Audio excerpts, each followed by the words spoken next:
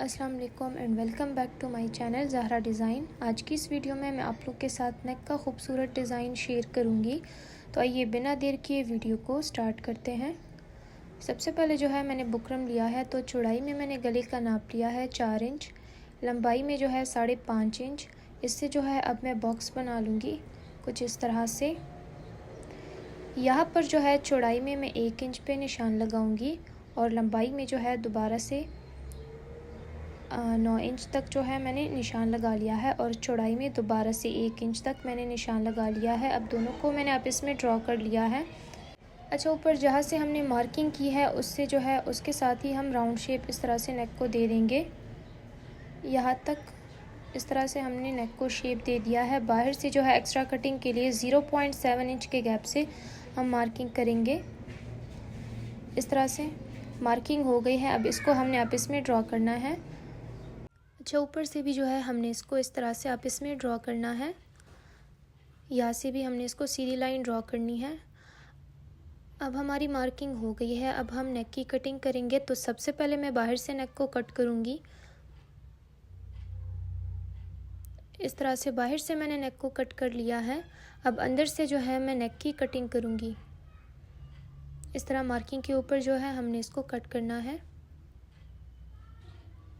तो ये हमारा बहुत ही प्यारा सा नेक कट हो गया है।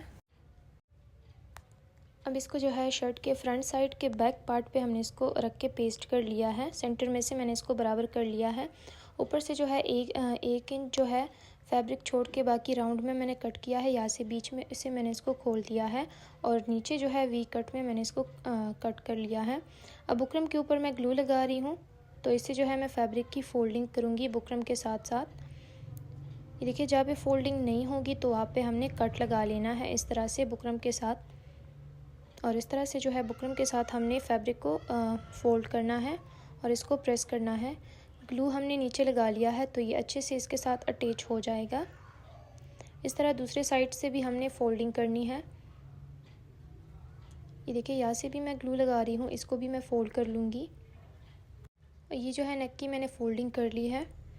अब नेक के अराउंड हमने लेस लगानी है, तो ग्लू मैंने लगा लिया है पहले से ही और अब जो है मैं इसके अराउंड लेस लगा रही हूँ। लेस की जो सीधी साइड है तो वो नीचे है, बैक साइड लेस की ऊपर है। तो इस तरह से जो है शर्ट के ऊपर इसको बराबर रख के मैं इसको प्रेस कर रही हूँ। यहाँ से मैं लेस को कट कर लूँगी ताकि कॉर्नर जो है वो नीट आ जाए। लेस भी मैंने नेक के अराउंड लगा लिया है। अब ये मैंने बुकरम लिया है, चौड़ाई में 3.5 इंच, लंबाई में जो है 10.5 इंच है। अब इसको जो है मैं फैब्रिक के ऊपर रख के पेस्ट कर लूँगी और इसके ऊपर जो है मैं पिंक कलर के धागे से मैंने सिलाइयाँ लगा ली है 1 फुट के हिसाब से। ये इसका अस्तर मैंने लिया है, तो ये मैंने इसके साथ स्टिच कर लिया है इस तरह से। अब ये पट्टियाँ मैं बनाऊँगी। चौड़ाई में मैंने फैब्रिक 2 इंच लिया है। इस तरह से मैंने इसको स्टिच कर लिया है। इसको बीच में फोल्ड करके थोड़ा सा इस तरह से मैंने कट लगा लिया है और हेयर पिन की हेल्प से इसको मैं सीधा पलटा दूंगी फ्रंट साइड पे। इस तरह से इसको खींचना है। ये देखिए, इसको मैंने पलटा दिया है। यहाँ से जो है अब हमने इसको पट्टियों को जो है क्रॉस शेप में रख देना है इस तरह से। यहाँ पर भी हम दूसरा क्रॉस शेप बनाएंगे इस तरह से। ग्लू जो है मैंने लगा लिया है। अब इसके ऊपर जो है हमने इसको आयरन करना है।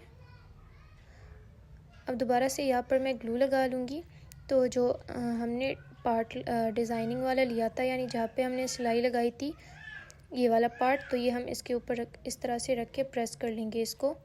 और नेक के अराउंड जो है हमने सिलाई लगा ली है। ये इसका फाइनल लुक है। वीडियो अच्छी लगे वीडियो को लाइक करें। शुक्रिया।